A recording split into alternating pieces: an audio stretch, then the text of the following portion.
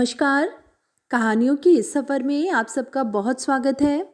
आज हम सुनेंगे मुंशी प्रेमचंद जी द्वारा लिखित कहानी कायर। कहानी शुरू करने से पहले मेरा आप सबसे विनम्र निवेदन है, यदि मेरे द्वारा सुनाई गई कहानियाँ आप सबको पसंद आती हों तो कृपया मेरे चैनल को ज़रूर सब्सक्राइब करें और अपने मित्रों में भी शेयर करें। तो चलिए सुनते हैं।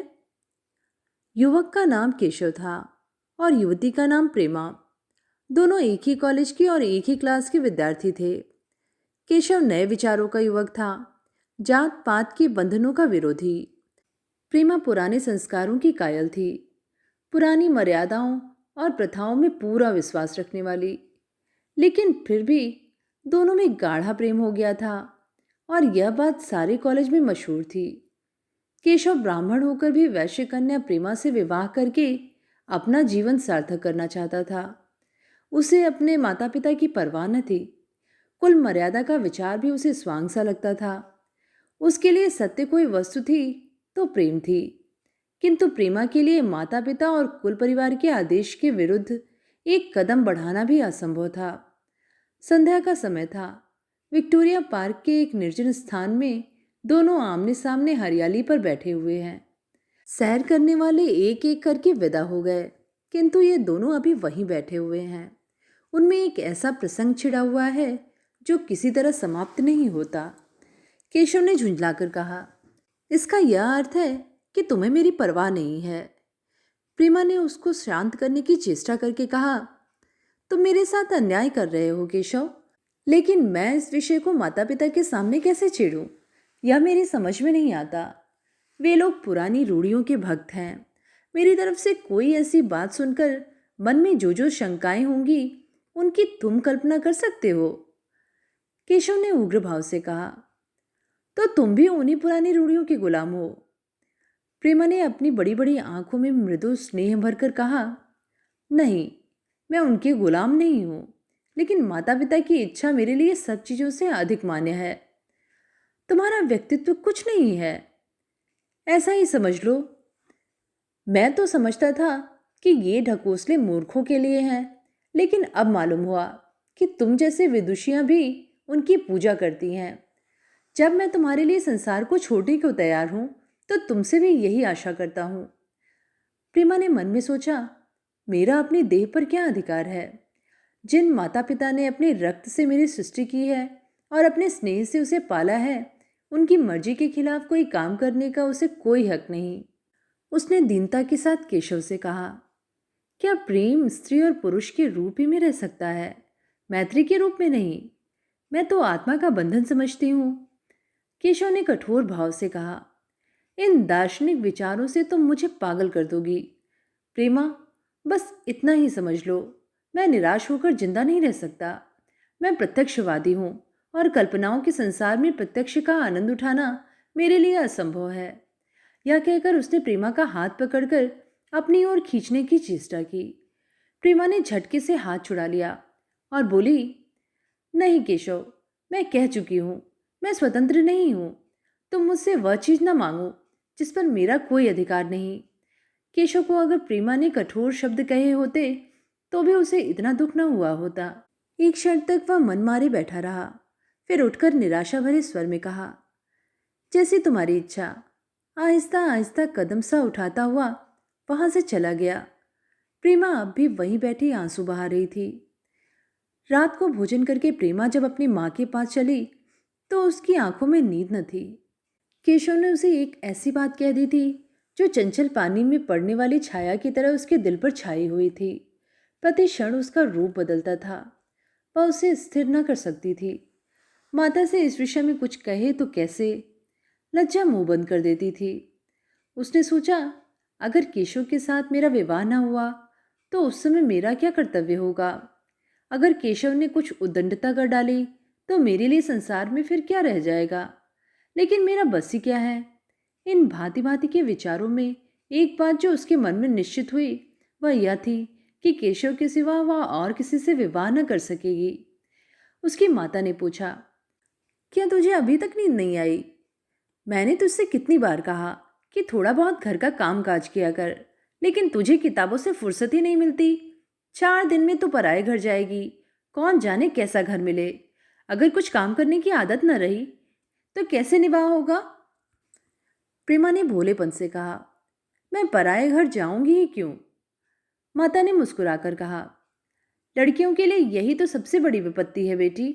माँ बाप की गोद में पलकर जो ही सयानी हुई दूसरों की हो जाती हैं। अगर अच्छे प्राणी मिले तो जीवन आराम से कट गया, नहीं रो रो कर जीवन काटना पड़ता है। सब कुछ भाग्य के अधीन है। अपनी बिरादरी में तो मुझे कोई घर नहीं भाता, कहीं लड़कियों का आदर नहीं, लेकिन करना तो बिरादरी में ही है। न जाने ये जात पात का बंधन कब टूटेगा। प्रेमा डरते डरते बोली। कहीं कहीं तो बिरादरी के बाहर भी विवाह होने लगे हैं। उसने कहने को कह दिया, लेकिन उसका हृदय कांप रहा था कि माताजी कुछ भाप न जाए। माता ने विस्मय के साथ कहा, क्या हिंदुओं में हुआ है ऐसा? फिर उसने अपने आप ही उस प्रश्न का जवाब भी दिया, और दो चार जगह ऐसा हो भी गया तो उससे क्या होता है? प्रेमा ने उसका कुछ जवाब न दिया।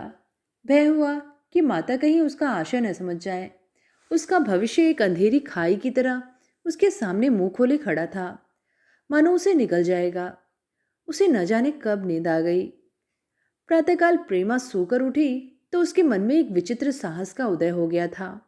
सभी महत्वपूर्ण फैसले हम आकस्मिक रूप से कर लिया करते हैं, मानो कोई दैवी शक्ति हमें उनकी ओर खींच ले जाती है। वही हालत प्रेमा की थी। कल तक वह माता पिता के निर्णय को मान्य समझती थी, पर संकट को सामने देखकर उसमें उस वायु की हिम्मत पैदा हो गई थी जिसके सामने कोई पर्वत आ गया हो।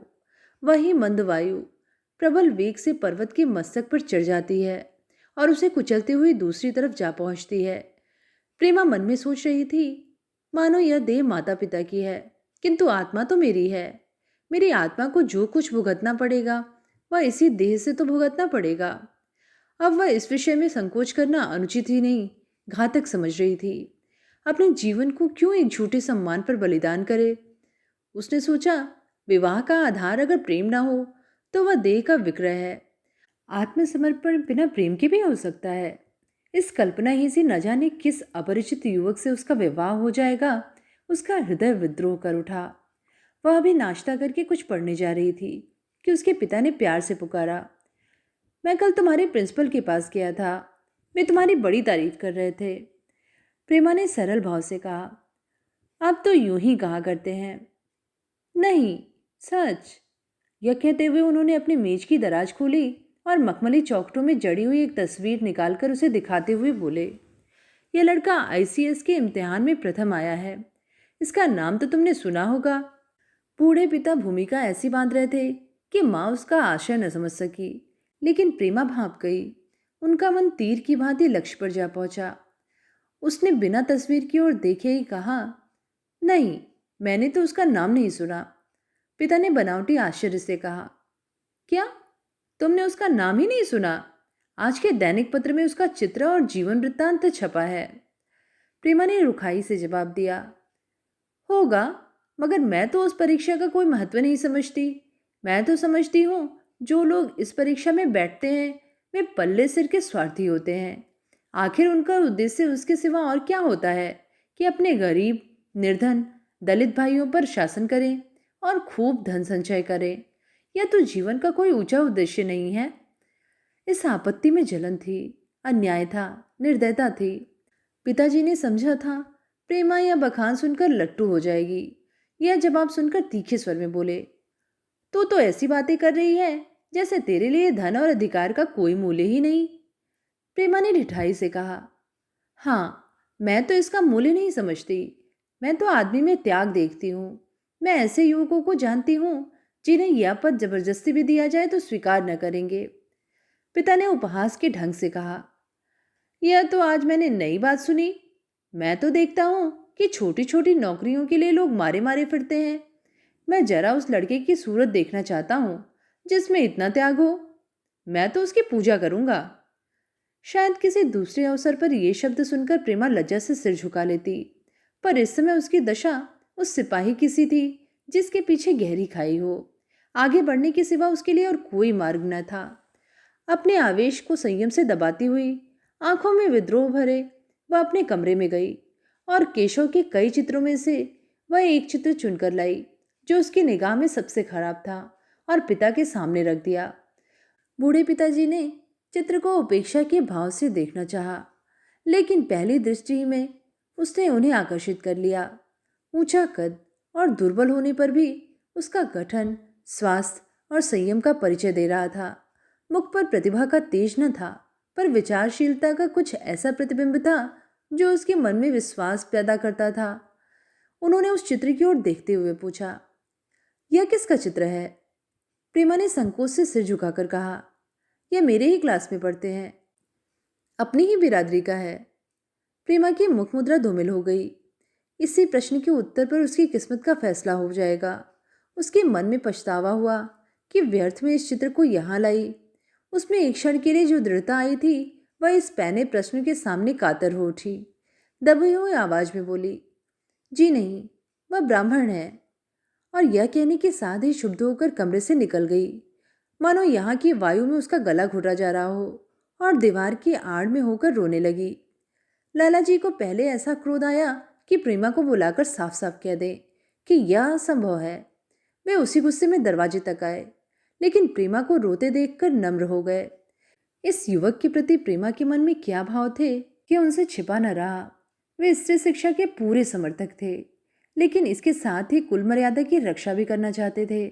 अपनी ही जाति के सुयोग्य वर्ग के लिए अपना सर्वस्व अर्पण कर सकते थे, लेकिन उस क्षेत्र के बाहर कुलीन से कुलीन और योग्य से योग्य वर्ग की कल्पना भी उनके लिए असह्य थी।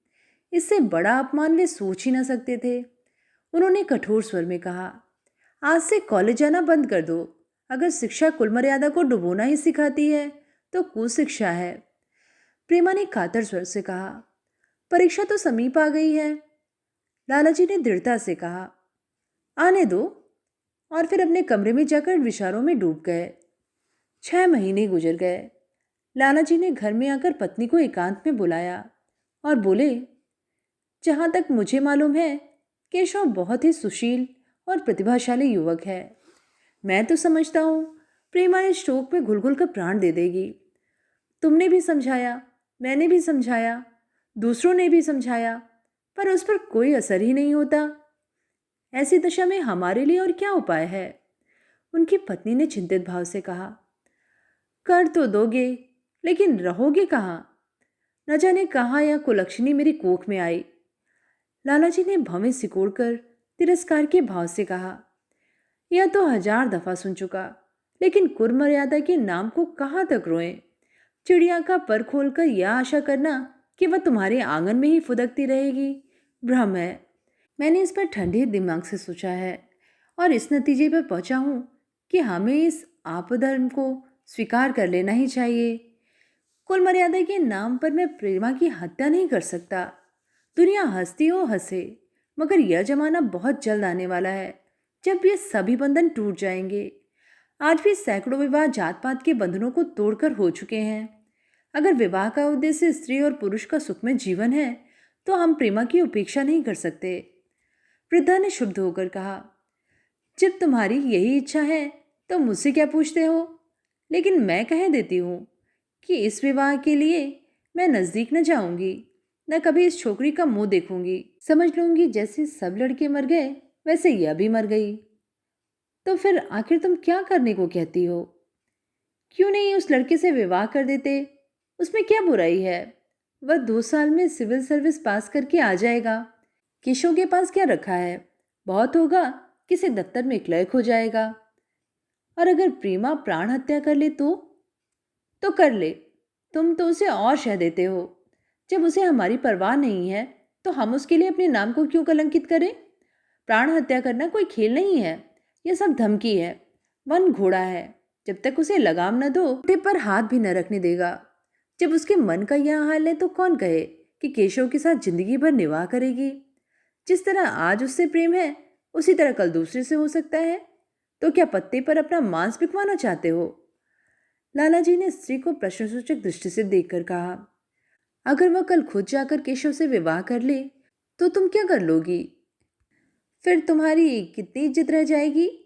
बचाए संकोचवश या हम लोगों के लिहाज से यूं ही बैठी रहे, पर यदि जिद पर कमर बांध ले, हम तुम कुछ नहीं कर सकते। इस समस्या का ऐसा भीषण अंत भी हो सकता है, यह इस वृद्धा के ध्यान में भी ना आया था। यह प्रश्न बम के गोले की तरह उसके मस्तक पर गिरा। एक क्षण तक वह अबाक बैठी रह गई, मानो इस आघात ने उसकी बुद्धि की धज्जियां ही उड़ा दी हों। फिर पराभूत होकर बोली, तुम्हें अनोखी कल्पनाएं सूझती हैं। मैंने तो आज तक कभी भी नहीं सुना कि किसी कुलीन कन्या ने अपनी इच्छा से विवाह किया है। तुमने ना सुना हो, लेकिन मैंने सुना है और देखा है, और ऐसा होना बहुत संभव है। जिस दिन ऐसा होगा उस दिन तुम मुझे जीती न देखोगे। मैं यह नहीं कहता कि ऐसा होगा ही, लेकिन होना संभव है। तो जब ऐसा होना है तो इससे तो यही अच्छा है कि हम ही इसका प्रबंध करें। जब नाक ही कट रही है तो तेज छुरी से क्यों न कटे। कल केशव को बुलाकर देखो क्या कहता है। केशव के पिता सरकारी पेंशनर थे, मिजाज के चिड़चिड़े और कृपण। धर्म के आडंबरों में ही उनके चित्त को शांति मिलती थी। कल्पना शक्ति का अभाव था, किसी के मनोभाव का सम्मान न कर सकते थे। वे अब भी उस संसार में रहते थे जिसमें उन्होंने अपने बचपन और जवानी के दिन काटे थे। नवयुग की बढ़ती हुई लहर को वो सर्वनाश कहते थे, और कम से कम अपने घर को दोनों हाथों और दोनों पैरों का जोर लगाकर उससे बचाए रखना चाहते थे। इसीलिए जब एक दिन प्रेमा के पिता उसके पास पहुंचे और केशव से प्रेमा के विवाह का प्रस्ताव किया, तो बूढ़े पंडित जी अपने आप में न रह सके। धुंधली आंखें फाड़ कर बोले, आप भंग तो नहीं खा गए? इस तरह का संबंध, और चाहे जो कुछ हो, विवाह नहीं है। मालूम होता है आपको भी नए जमाने की हवा लग गई है। बूढ़े बाबूजी ने नम्रता से कहा, मैं खुद ऐसा संबंध नहीं पसंद करता। इस विषय में मेरे भी यही विचार हैं जो आपके, पर बात ऐसी आ पड़ी है कि मुझे विवश होकर आपकी सेवा में आना पड़ा। आजकल के लड़के और लड़कियां कितने स्वेच्छाचारी हो गए हैं, यह तो आप जानते ही हैं। हम बूढ़े लोगों के लिए अब अपने सिद्धांतों की रक्षा करना कठिन हो गया है। मुझे भय है कि कहीं ये दोनों निराश होकर अपनी जान पर न खेल जाएं। बूढ़े पंडित जी जमीन पर पांव पटकते हुए गरज उठे, आप क्या कहते हैं साहब? आपको शर्म नहीं आती? हम ब्राह्मण हैं, और ब्राह्मणों में भी कुलीन। ब्राह्मण कितने ही पतित हो गए हों, इतने मर्यादा शून्य नहीं हुए कि बनिए बक्कालों की लड़की से विवाह करते फिरे। जिस दिन कुलीन ब्राह्मणों में लड़कियां न रहेंगी, उस दिन यह समस्या उपस्थित हो सकती है। मैं कहता हूं, आपको मुझसे यह बात कहने का साहस कैसे हुआ? बूढ़े बाबूजी जितना ही दबते थे उतना ही पंडित जी बिगड़ते थे। यहाँ तक कि लाला जी अपना अपमान ज्यादा न सह सके और अपनी तकदीर को कोसते हुए चले गए। उसी वक्त केशव कॉलेज से आया। पंडित जी ने तुरंत उसे बुलाकर कठोर कंठ से कहा, मैंने सुना है तुमने किसी बनिए की लड़की से अपना विवाह कर लिया है। यह खबर कहाँ तक सही है? केशव ने अनजान बनकर पूछा। आपसे किसने कहा? किसी ने नहीं। मैं पूछता हूं, यह बात ठीक है या नहीं? अगर ठीक है और तुमने अपनी मर्यादा को डुबाना निश्चय कर लिया है, तो तुम्हारे लिए हमारे घर में कोई स्थान नहीं। तुम्हें मेरी कमाई का एक धेला भी नहीं मिलता।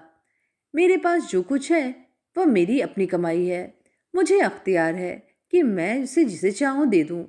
तुम यह अनीति करके मेरे घर में कदम नहीं रख सकते।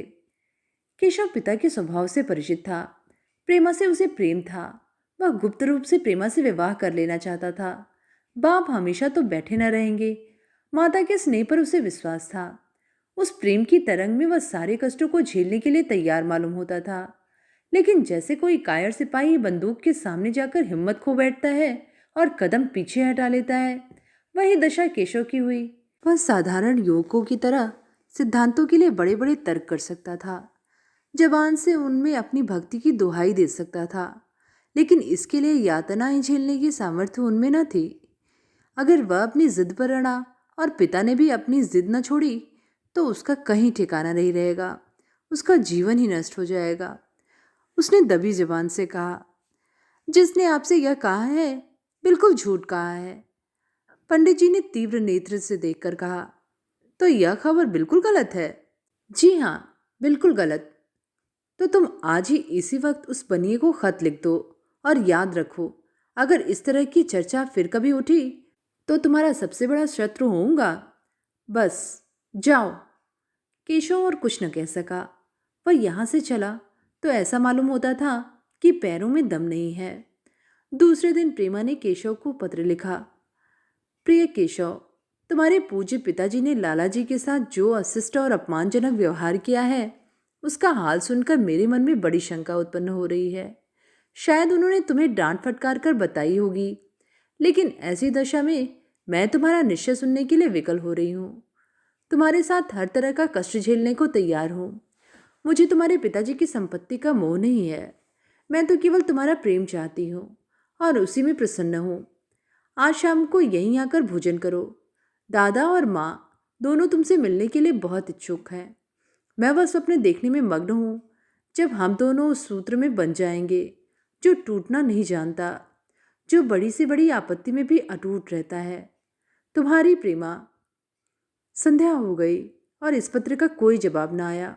उसकी माता बार बार पूछती थी, केशव आए नहीं? बूढ़े लाला भी द्वार की ओर आंख लगाए बैठे थे। यहाँ तक कि रात के 9 बज गए, पर न तो केशव ही आए न उनका पत्र। प्रेमा के मन में भांति भांति के संकल्प विकल्प उठ रहे थे। कदाचित उन्हें पत्र लिखने का अवकाश न मिला होगा, या आज आने की फुर्सत न मिली होगी। कल अवश्य आ जाएंगे। केशव ने उसके पास पहले जो प्रेम पत्र लिखे थे, उन सबको उसने फिर से पढ़ा। उनके एक एक शब्द से कितना अनुराग टपक रहा था। उनमें कितना कंपन था, कितनी विकलता, कितनी तीव्र आकांक्षा।